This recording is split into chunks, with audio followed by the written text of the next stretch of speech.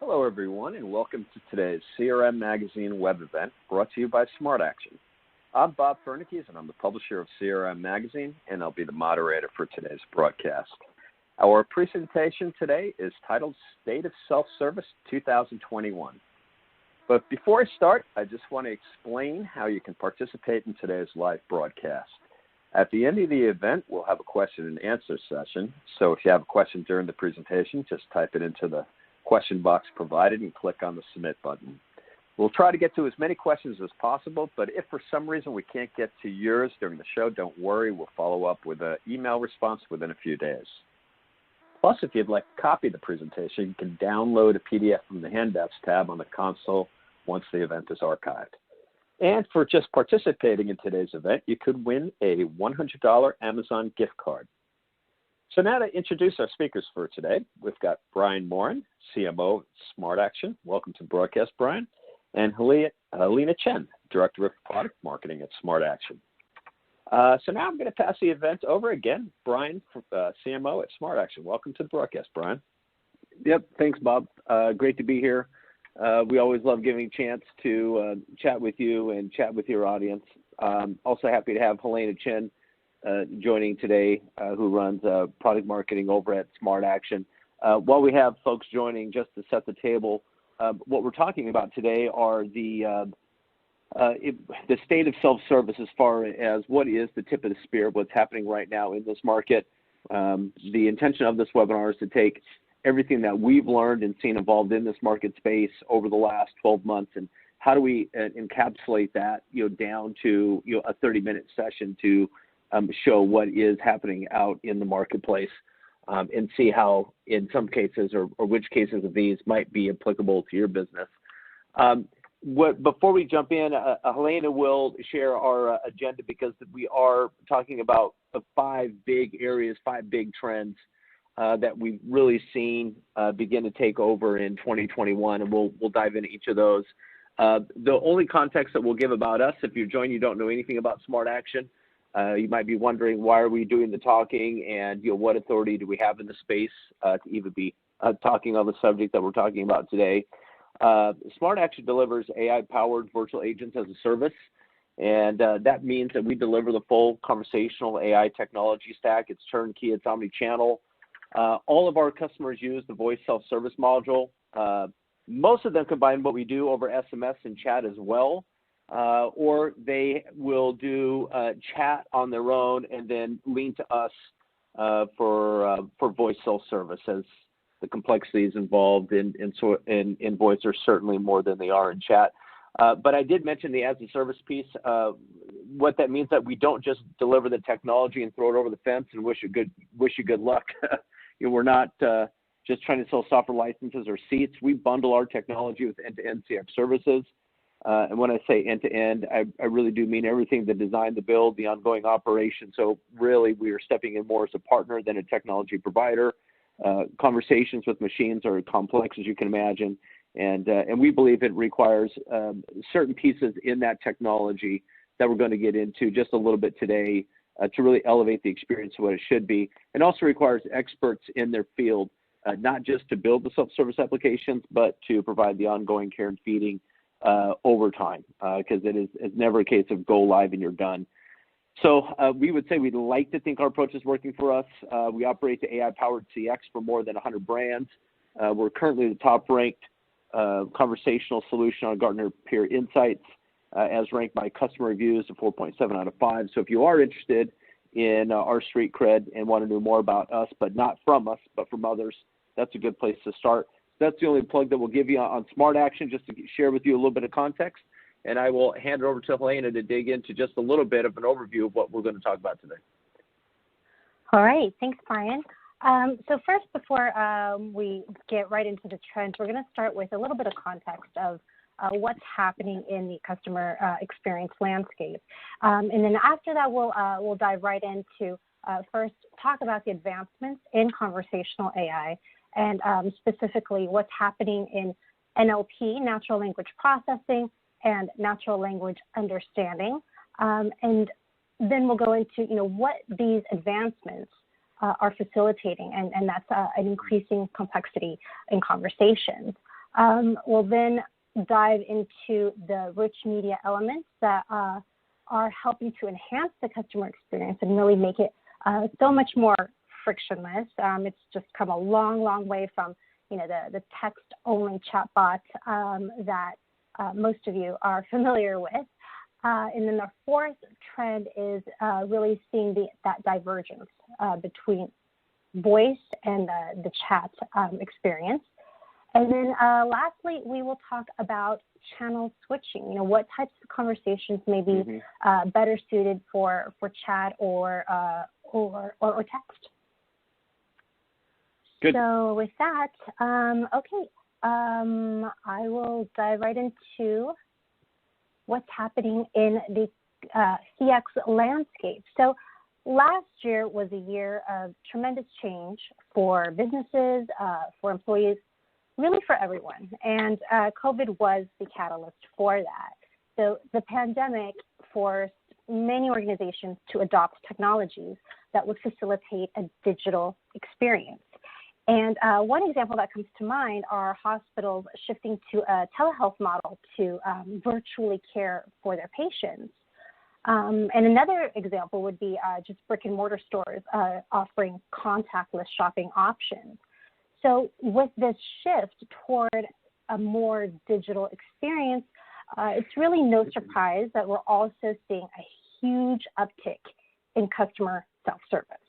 So if you look at the top graph, and this is from a recent survey conducted by Gartner, in 2020, 65% of CIOs saw an increase in customers using self-service. And for 2021, 79% are expecting that usage to grow even more. And this data also corresponds to the graph below. And this is a study from McKinsey that since COVID, 75% of consumers have tried a new shopping behavior. And that could be using a delivery app or opting for curbside pickup. And what's interesting to note here is that these consumers plan to continue that behavior even after the pandemic subsides. So the silver lining here, if there is one, is that there have been major advancements in conversational AI and how we're using that technology to automate increasingly complex conversations. So Brian will talk to that in just a minute. But one thing I'd like to point out is that human conversations aren't single turn, meaning I ask you a question, you answer, and that's the end of it. That's just not how we talk. Most conversations are a back and forth dialogue where each statement builds upon builds upon context of what was previously said. So what's exciting is that we're enabling these types of conversations. And with that, I'll go ahead and turn it over to Brian. Sure. Thanks, Elena. So let's just go ahead and jump into the first trend. This is the area of where are the biggest advancements being made in the area of speech technology. And believe this or not, it's not in the area of ASR or automatic speech recognition, or in some circles may call this your speech to text engine, that does the raw transcription, converting, the waveforms from sound to utterances, single consonants and vowels, and then which gives you a mapped output to words. In every speech technology, there's actually two engines. You can think of them as one being the recognition engine, which is the automatic speech recognition, or the ASR, and the other one is the cognition engine. This is your natural language processing. This is your natural language understanding, so you can actually do something with the words that were given. In the last few years, the biggest advancements in speech technology have been in ASR. But what we have seen across the market at large is that speech rec, for the most part, has gone from highly specialized to really being highly commoditized, to the point where we see at this point only diminishing returns in the area of ASR. We no longer see those big advancements.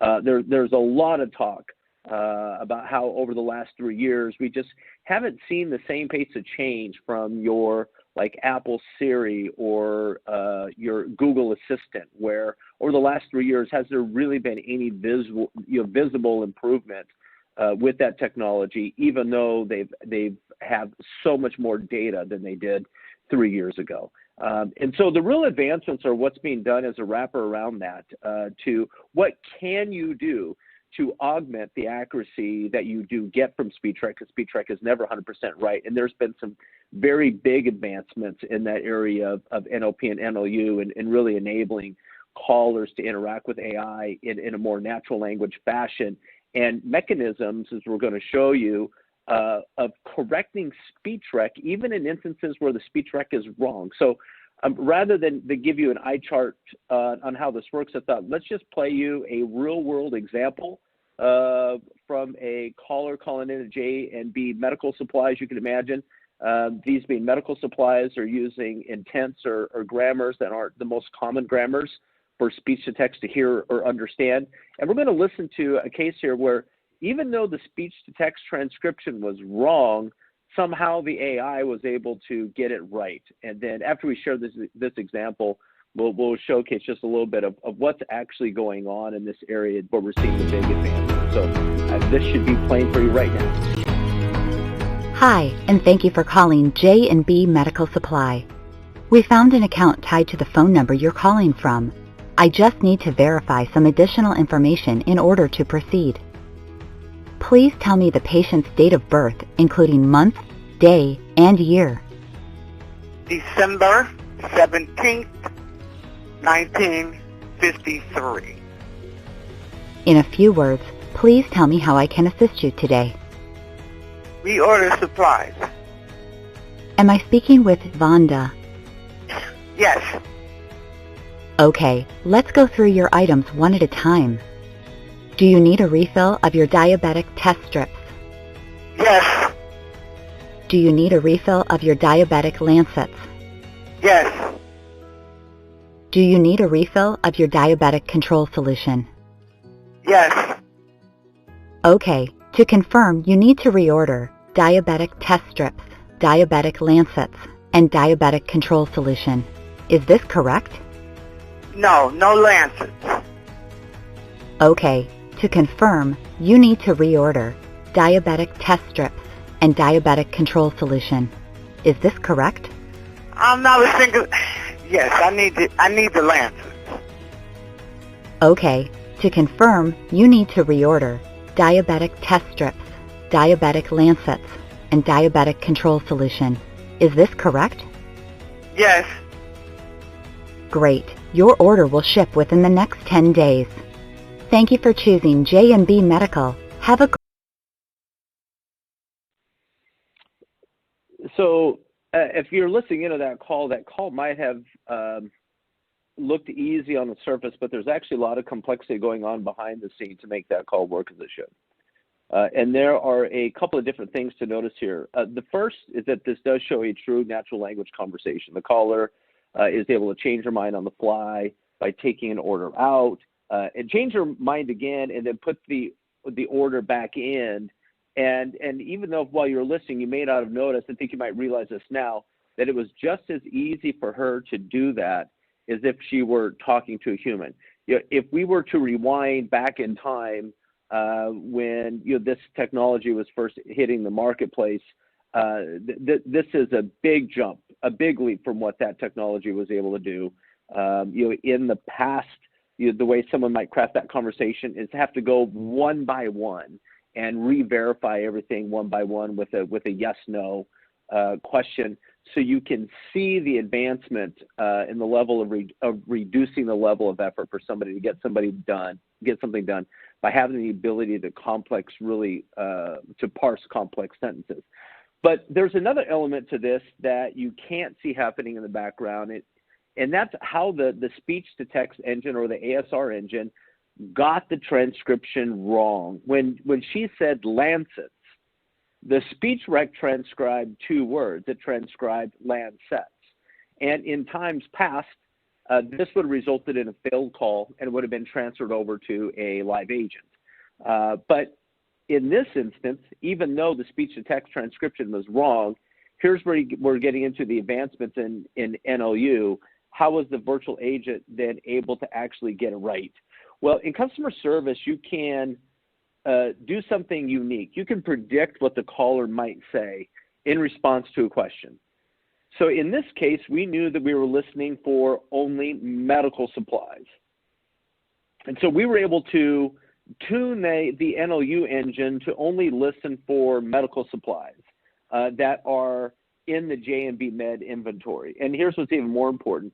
Listen for anything that sounds even remotely similar to a medical supply, because SpeechRec is never 100% right. In fact, anytime SpeechRec delivers something that doesn't match an expected output, this NLU engine kicks in as a fail-safe on accuracy to see if it can find anything that sounds even remotely similar to what it expected to hear. And so this is this is the secret sauce to really good speech technology, because, as I said, speech text is just never 100% right. So a lot of voice platforms, this is where you have to be careful in doing your due diligence, are relying on the accuracy of their speech rec, and that's it.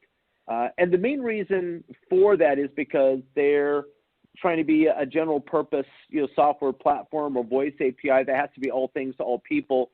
But what has emerged more recently is companies like ourselves that are going further in the areas of NLU to tailor the AI and tailor the experience to your business, question by question, across every interaction. In our opinion, SpeechRec just isn't good enough on its own, and it does need to be augmented by this level of customization to be any good. In fact, we have plenty of use cases. We would not even attempt to offer self-service in those use cases. The capture is so complex that without this engine, it would not be a good experience. It makes a big, big difference on the experience. So the best way to think of this is finding conversational AI that is purpose-built for contact centers, because only customer service asks questions that has a specific range of answers you're going to get. So as long as you know what those grammars are, you can narrow the aperture of what you're listening for and tune only those grammars or anything that sounds even remotely similar.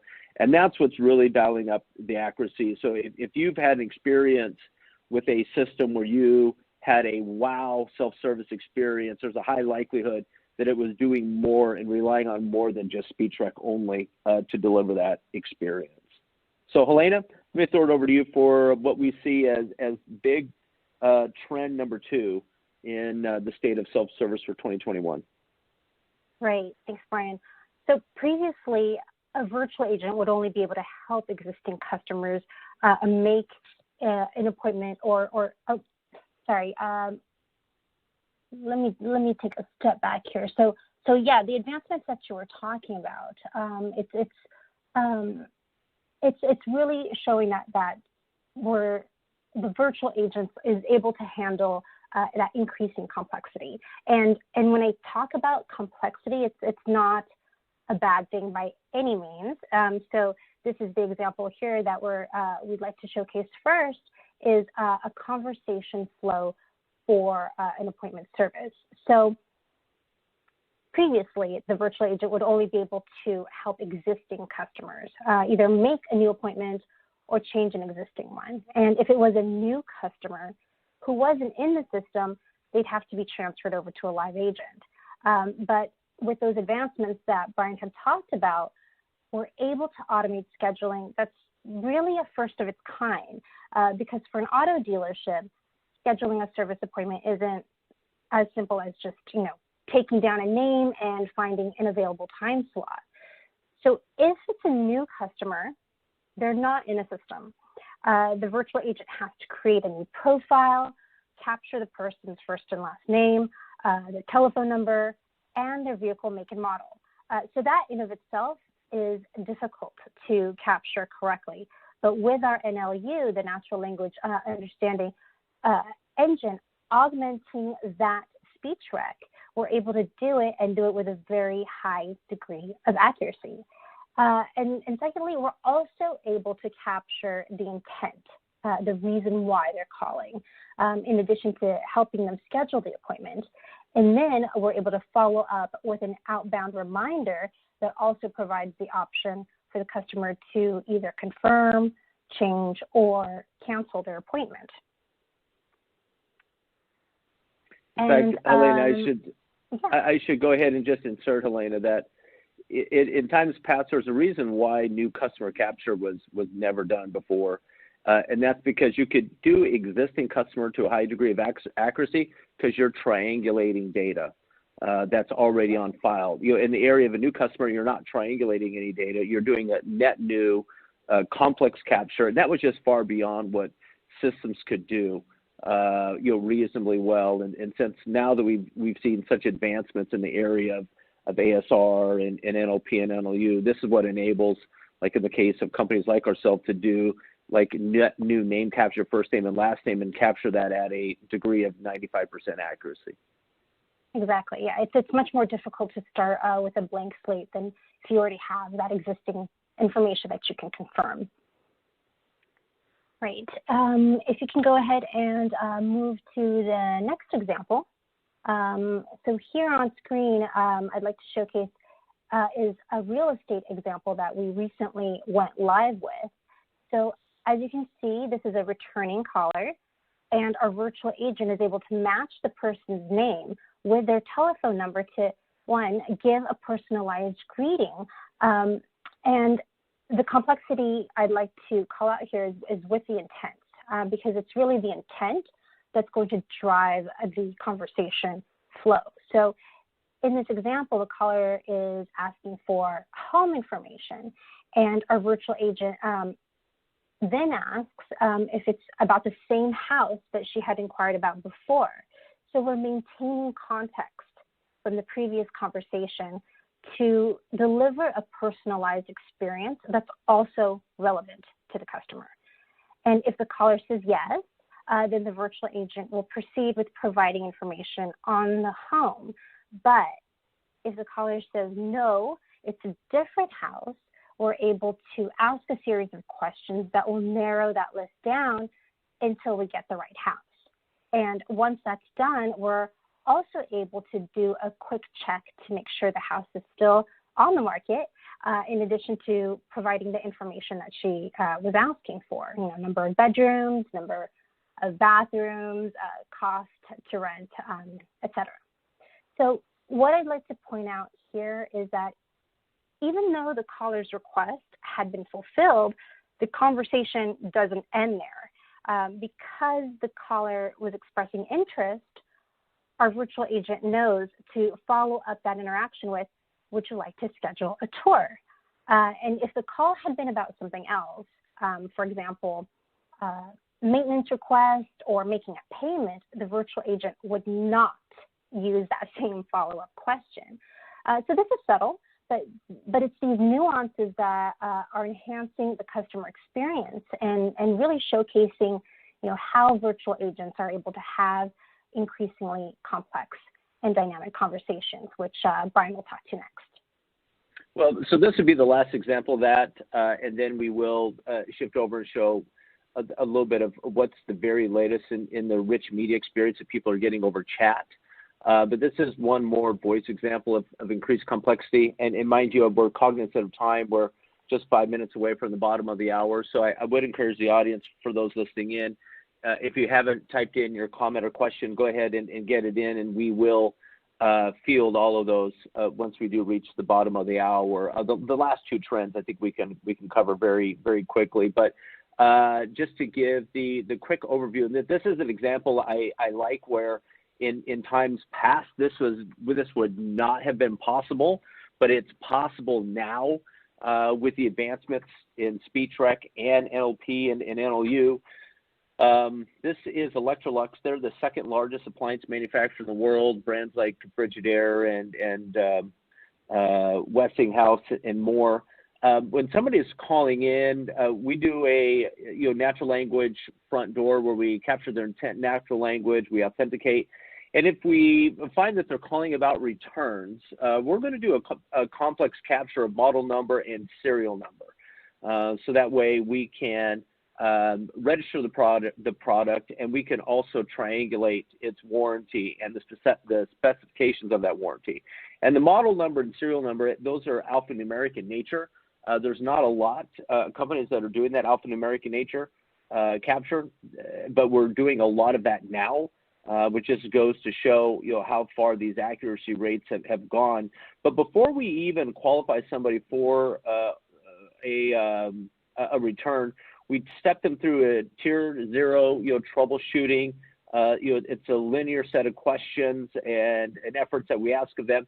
And if it's deemed according to the business rules that Electrolux have given us that this is due for an exchange, because mind you, they've set up the data in such a way that after we capture model number and serial number, there's a lookup to find out where was it purchased, when was it purchased, and triangulate the specifications of the warranty. So Electrolux was understanding enough that if they could provide that level of data to the AI, then the AI would be able to automate these transactions. And then beyond that, we're doing an address capture, we're doing an email capture, and then we're issuing the confirmation tracking. So the idea that all of this can be handled by an AI, in times past, the contact center leader would look at this and they would say, this is far too complex for AI. This would have to be a human-only experience.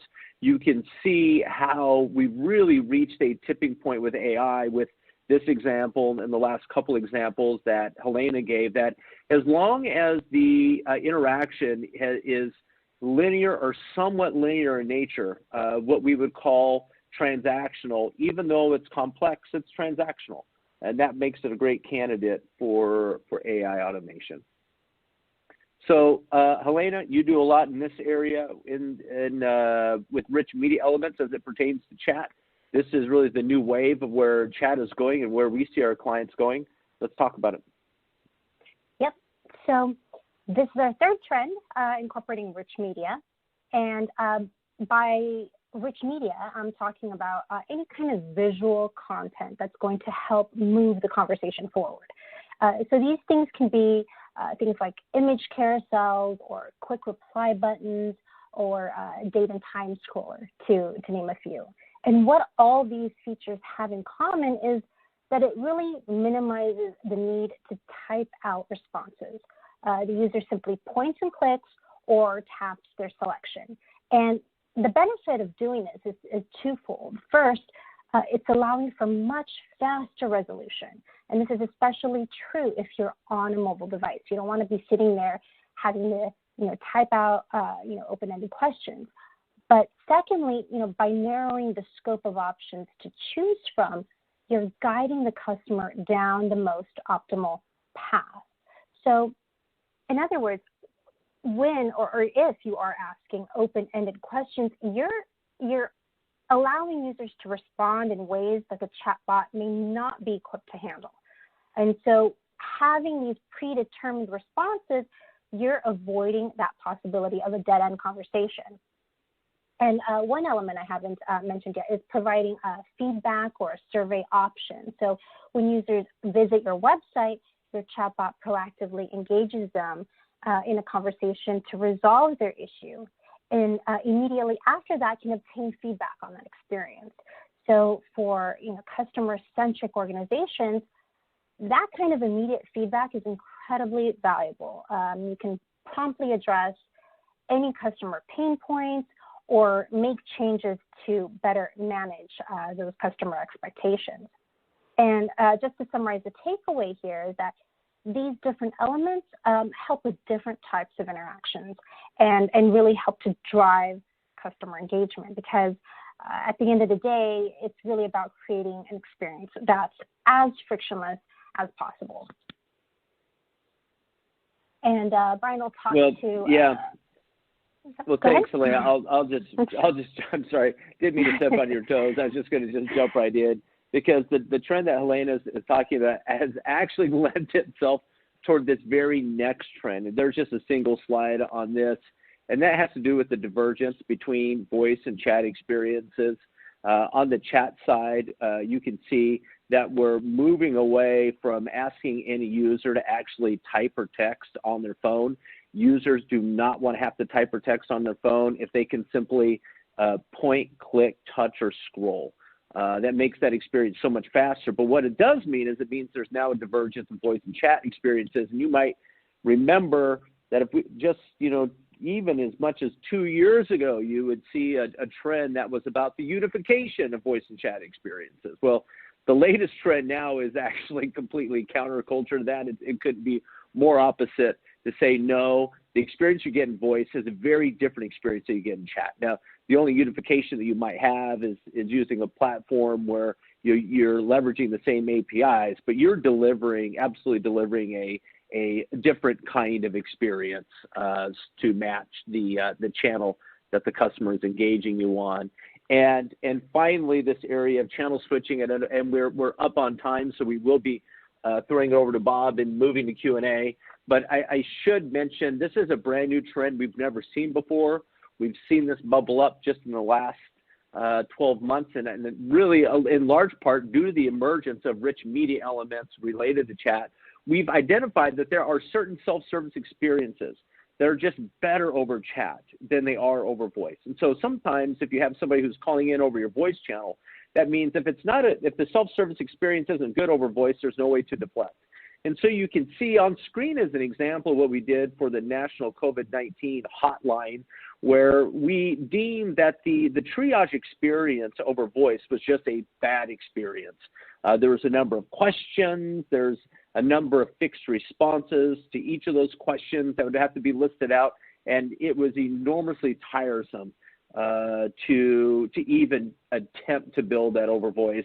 But through a rich media experience, it was a really good experience over chat where we could do all the triage questions, where we could ask a question, list all the available fixed responses that somebody could respond to, and then depending on the response, it'd be a decision tree of where the bot would go next. And so what we were doing in this case is an incoming call into the COVID-19 hotline would call in, we'd say, thank you for calling, and we would offer the opportunity for them to receive a text with a link to the COVID-19 Answer Center where they could get help immediately instead of waiting on hold. And so a large number of individuals were accepting that text because there's nothing worse than waiting on a hold. They receive that SMS with the link to the chatbot, as you can see, and after clicking that link, then they should go straight into a rich media experience for the chatbot where the level of effort to go through that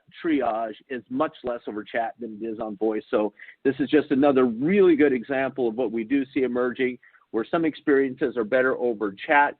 You can do a channel switching experience. You can intercept some of that voice traffic and move them over. So regarding next steps, if anybody is listening in and you happen to be on the market where you're either doing some window shopping related to conversational AI solutions, you're interested in what you can do to deflect volume coming into your contact center, whether over voice or whether over chat, you can reach us at info@smartaction.com. We have a highly consultative approach to find out, is your organization even ready for AI automation, and help you with understanding what that would mean for your business and showcase examples of what we're already doing in your space, and give you a demo experience so you can have a firsthand experience of what that would be like for your callers. So if that's any of you, you can see a way to contact us on screen. But Bob, I think that we're wrapped up and ready for you to jump in and take us through some Q&A. Hey, great. Thanks so much, Brian. Just want to remind everybody, if you've got a question for Brian or Helena, just type it into the chat box. I know that some of you have found that and have already done that, but just want to make sure everybody else is aware that now's the time to talk to our presenters. So I'm going to start off with this first question, and this is probably the most basic question you get, Brian or Helena. You can jump in whenever you want, but the question is, can you speak to customer satisfaction level between virtual agents versus live agents with your clients? Sure. Well, so we have a policy where we never deploy a virtual agent to any interaction, automating any interaction, unless we believe that it can deliver an experience that is good or better than a live agent. We believe that that's reflected in our customer reviews, 4.7 of 5.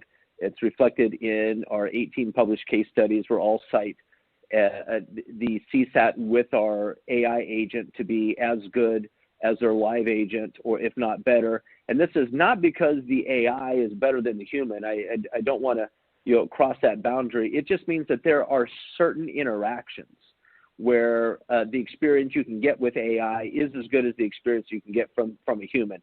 Now, the minute that we begin to blur the line into a more complex interaction, what I mean by complex is that it might require complex critical thinking or judgment or persuasion. All of those are outside the realm of what AI can do. And so the moment that we see a path in an interaction where it's really going outside the realm of what an AI is good at, in those cases, we transfer that call to a live agent. So ultimately, really what you're left with at the end of the day as a contact center leader is just thinking different about your contact center. That you now, instead of having just a workforce that's 100% humans and being 100% human-to-human interactions, you're now having this symbiotic relationship between AI and between your humans, and you're either doing this on your own or you're working with a company like ours who are really helping define, what are those guardrails and what are those rules where a caller or majority of callers should be staying with AI and when should they be transferred over to live agents. And that's different for every company and every organization. Okay, great. Now, I'm going to ask a second question, and basically the question is, how do you win over caller confidence to actually interact with the system? What happens? It's a really good question. Yeah, exactly. I'm sure you get that one a lot too. So we do, and what we have found out is that there's about 15%, of the population that does not want to interact with AI, no matter what. So with every customer and every client we support, there's going to be 10 to 15% of callers who call in, and within the first 3 seconds, they're going to try to zero out to an operator, or they're going to say the word operator, or say customer service representative. In fact, we have rules built in, just so you know, so that if anybody wants to get to an operator, they can. In fact, if somebody even just says the words, I want to speak to or I want to talk to, they don't even need to finish. We're immediately transferring them out. But what we have found out is that there are some pieces that make a huge difference in winning somebody's confidence to interact with the system.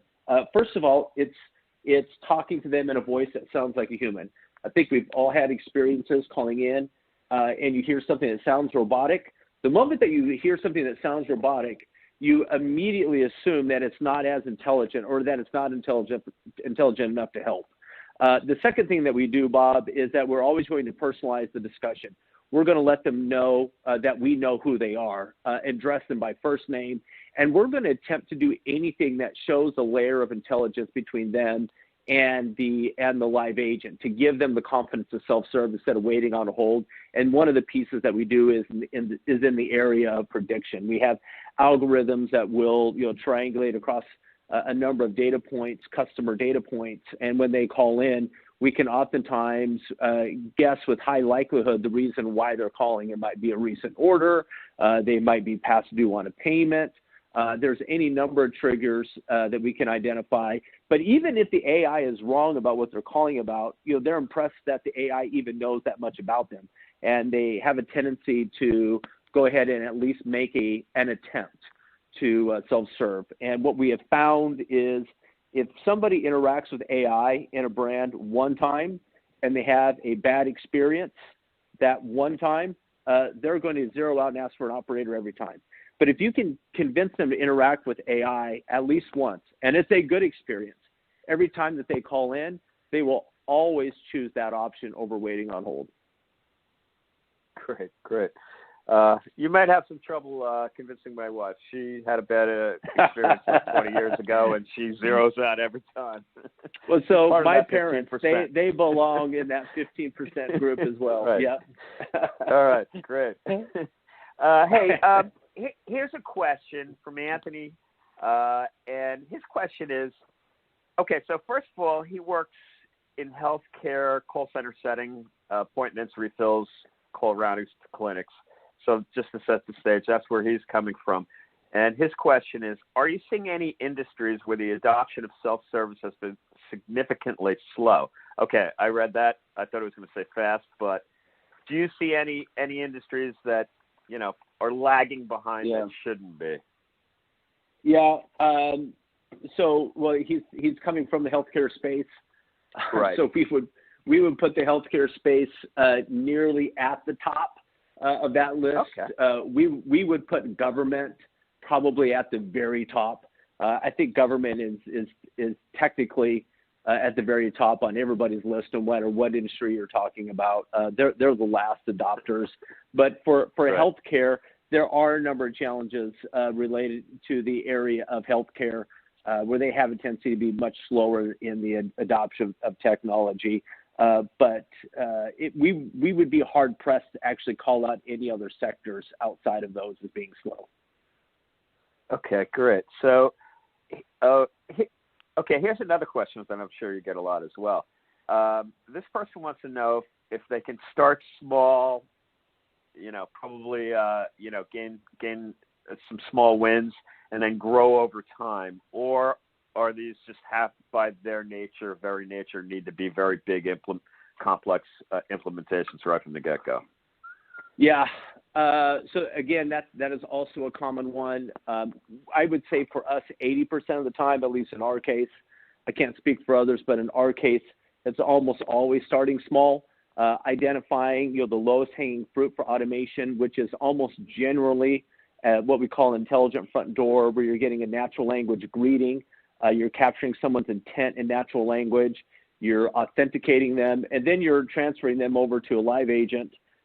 Unless it's an intent to be handled by self-service, then they'll stay with that virtual agent. But initially, it's usually no more than 2 or 3 of the most common high volume, repetitive reasons why somebody is calling in. We have customers who've started with us, who started self-service in one application, and then now they have 25 different self-service applications that they've rolled out to. But for them, that's been a 3 to 5 year experience getting to that point. So with most organizations, they typically want to start small, lowest risk approach possible. Make sure, are you delivering the experience that you want for your customers? And are you seeing the bottom line, ROI and savings, that was promised? That's a big part of that before you can sell that more broadly. Now, we have done the big bang just a year and a half ago. I can say this just because this is published on our website, where the second largest hotel chain in the world, Choice Hotels, they're the umbrella brand for every budget chain out there. We did a big bang implementation with them right from day one. We were enabling self-service across 13 different interactions. And so it really just depends on your business and what you're needing to do. Okay, great. And this next question actually, I think, dovetails pretty well. And basically the question is, how often does the AI application need to be tuned from an ongoing operation standpoint? And how difficult is that? What's that whole process like? Yeah, well, so once you do go live, I think, for those that have lived in the world of IVR, DTMF and Touchtone, the first day it went live was likely its best day. You probably never touched it again. But the moment you're trying to have conversations with machines, it couldn't be a more different world, because it's a process that requires care and feeding. Now, that care and feeding process is very intensive on any new application after go live within the first. It's certainly very intensive within the first second months, and then we see it getting to a point of diminishing returns, likely after about a year. And then you're just managing any ongoing change that need to be made for the business. But ultimately, you're trying to chase the most frictionless experience possible for the user. And so that's just one of the reasons why on our end we do deliver virtual agents as a service, because we're keenly aware of how important that service is after go live. And so we have a dedicated customer success manager that's dedicated every account for this purpose. And so if you're not doing something like our approach in our business model, it means let's say that you're taking a DIY path. It means that you have a dedicated body on your team who's doing this week in and week out. They're looking for what is the number one reason for loss of containment, number one reason for live agent transfer, number one reason why there might be a hang up. and then after you're pouring through that data, you're QAing those calls, you're coming away with something actionable to fix that. And the moment that you do and you've improved that area, you're now looking for the next friction point. And you will get to a point of diminishing returns, but that can be quite intensive on new applications within that first year period of going live. Okay, great. I really like this. Well, actually, let me just ask a question. It seems to fit in well in this piece. As you see brands transition to conversational AI, what kind of are the typical common challenges that brands see when they're transitioning? Well, I think in large part, I think some of the challenges is the initial sell internally. There's, to a large part, there's fear and trepidation on, do we take our most, precious CX as a company that's being managed 100% by our humans, and do we really hand that over to AI? A good example of that story was a client of ours with AAA. They're the top 25 most trusted brand in the world, and they built that brand on how they handle their customers in the area of emergency roadside assistance. And so for them to go through the exercise that we're going to actually take that away from our humans and we're going to hand that over to AI, there was a lot of discussion internally to move to that point. So for a lot of organizations, it's how do you get beyond what you see as risk in handing over that your CX to AI, and then subsequently after that is developing out the TCO and the resulting ROI. I think with some vendors and some solutions, that can be difficult to extrapolate. And so that's one of the things that we do in our consultative approach is how we really dig into the details on really helping somebody understand the ROI that they can realistically expect. Okay, great. Yeah, that must have been a challenge with AAA. They definitely don't want people spinning their wheels. No pun intended on the highway. No, it's on the side of the highway. And think of it, and their challenge was one that a lot of contact centers face, which is they just didn't have the ability to scale human bodies, on demand. You have a winter storm that's coming in. You can't predict that, and so you can't go out and just suddenly make a hire of a bunch of bodies, bring them into the contact center for a winter storm, and then release them. And that meant that they had members that were stranded by the side of the road, waiting on hold to talk to somebody. And that was a terrible experience. And so for them, this had more or less to do with the business continuity needs that they had and their inability to scale humans, which was really the compelling event. Okay. I'm just going to ask a quick tech question because this person asked this question.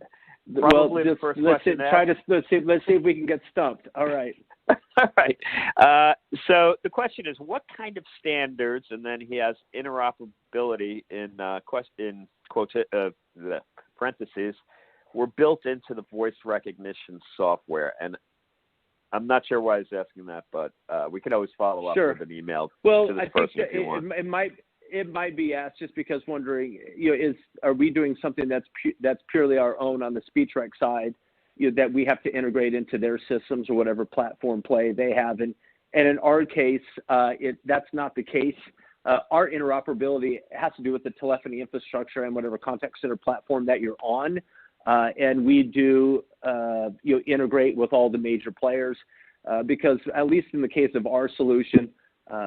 If a call is intended to be handled by a virtual agent, well, then that just ends up on our cloud network, and we're servicing that call exclusively on our conversational AI technology stack that sits in our cloud. And then if it needs to be transferred back to the contact center or a particular live agent, that handles a certain interaction, then we facilitate that transfer. But as far as speech rec tools go, we use more than one. We use whatever we believe fits the best use case for the job. We do have our own proprietary ASR where it performs the best in certain use cases, but we also have other examples where Google's ASR outperforms our own, and so we'll choose to use that voice API into our own stack if needed, and then augment with our own NLP and NLU. Okay, great. Brian, this next question, I realize every implementation is different, but the question is, how long does a typical rollout usually take? Well, I hate to give the maybe not the with consultant AAA, answer just, here. Yeah, I would say okay. I'd say it depends because it depends on the complexity. It depends. Is this a brand new application that we've never built, or do we already have a lookalike application that we've already built for somebody that we're just merely configuring and getting live? So for us, what we have found is that it's typically a couple weeks of back and forth, and we're in designing the conversation flow. And after we all get agreement on the conversation flow, we move into the development cycle and integration, because we do have to integrate with systems. That's a 6 to 8 week process, and then that's it. So frankly, it's pretty painless. The times that we see we can get mired down actually is not even in the development cycle. It's on the upfront, conversation design. We have a team of conversation designers. This is what they do, all day long. This is their discipline on crafting conversations with machines. And then oftentimes there ends up being a lot of cooks in the kitchen on the client side that want to be involved in that process and sign up. So if the project ever gets mired down, that's the area it gets mired down. So the quicker we can move through design, the quicker that we can get to development and get live. Okay, great. How does name capture work? Is that particularly challenging? I mean, it's got to be. So it's a good question. Name capture is not doing it in such a way that you might think, where you would think that somebody's saying their first name and then saying their last name. Because if this is going into the CRM, it means that it cannot be wrong. And right. If you're just asking for first name and last name, even if you're doing this as a human to human, somebody might start there, but invariably they end up asking somebody to spell it out. You'll spell out their first name or spell out their last name. So in our case, in all instances, we ask the customer to spell it out letter by letter, and they spell it out as fast as they can say it. And we have a really high accuracy on name capture. And then after they spell it, what we will do is we will repeat the name back to them to make sure that we did capture it on the first pass, and it is accurate at a rate of 95% on that first pass. And that works. How does that work with like people with very strong accents or dialects? It can parse those words as well and figure out what it does. That's included in the capture rate that I mentioned. We go to great lengths to and what we've done on the training side to capture accents, so that isn't an issue. Now, clearly, if something comes back and somebody says no, that's not correct, we may attempt to capture it one more time. It really is depending on the business rule with the customer. And if that is not correct, we will end up transferring that over to a live agent. And absolutely, some of those cases would be people with really thick accents that are frankly very difficult even for a human to understand. Right. Okay. Can your AI understand more complex natural language? It can. I guess it would depend on how complex are we talking. I have a really good example. We didn't show it here. You can actually go to our website, and you can find where we have an example where we ask somebody a question, and after we ask somebody a question, they go into like a 60-second long diatribe, dialogue on what their problem was. That's far too complex for AI to parse. In fact, the more that you can limit somebody's response, the higher your accuracy rate is going to be. And so you can see what we do is we have a lot of different layers to handhold the customer to extract from them what we need. And so there's an example on a website you can find where somebody gives a long response. We picked out a couple things in that response that gave us indications of what they might be really trying to inquire about. And so then we give them a follow-up question on, well, are you calling about this?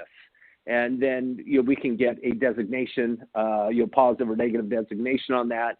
And then that allows us then to go a little deeper and ask layered conversations or layered questions to get to the heart of the problem. So for us in our complexity, in sentences, we parse up to 5 key words or hot words, that we're really listening for, that would, lend itself toward intent. So even if somebody's giving a sentence, we can parse out the keywords in that sentence that would give us a high likelihood of what we're really trying to get to as far as an intent standpoint. Okay, great. And I think we'll end up with this final question, unless I see another one pop in. And the question is, have you seen problems with speech recognition and the one you are using? Not sure if I understand that, but I would say I wouldn't say that we would see problems, in our speech rec and what we're using, because we never deploy our speech rec and never deploy self-service in a way that it would ever be used in a way that would be worse than the experience you could get from a human. So I think the larger question maybe is, are there experiences that if we deployed our AI, would it be a bad experience? And the answer to that is an absolute resounding yes.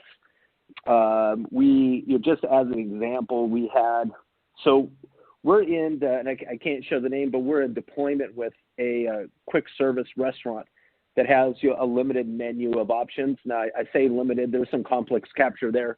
As far as like toppings, there's 17 different toppings. That really is pushing the limits of what AI can do, and we are doing a rollout. But there's other companies in that restaurant business that have come to us who I won't name them, but you can imagine them as being a sit-down restaurant with complex menus. And we're like, there's no way. That's way beyond the bounds of what AI can do right now. That if you were to do something that could limit the scope of what somebody could order, that would be different. And so this really has to do with just understanding what the boundaries are with AI and how far can you go with certain experiences, or in some cases, it's not even the entirety of the interaction. It's what percentage of an interaction that most callers take that is a transactional enough path that it's really clear for AI and easy for AI to handle, and which of that is too far. Okay, great. Well, it looks like we're getting close to the top. Well, we're at the top of the hour right now, so that's all the time we have questions for. I want to thank everyone that joined us today. We had a very large group today. It was the largest in quite some time, so I know this is a really interesting topic for everyone on the call. And also thank everyone that asked questions, and especially like to thank our speakers for today, Brian Morin, CMO at Smart Action, and Helena Chen, Director of Product Marketing at Smart Action. And I know some people had asked through the chat, yes, you can get a copy of the presentation. You can also, and you can download it once the event is archived. If you'd like to review the event or send it to a colleague, you can use the same web address that you used for today's event. It'll be archived for 90 days.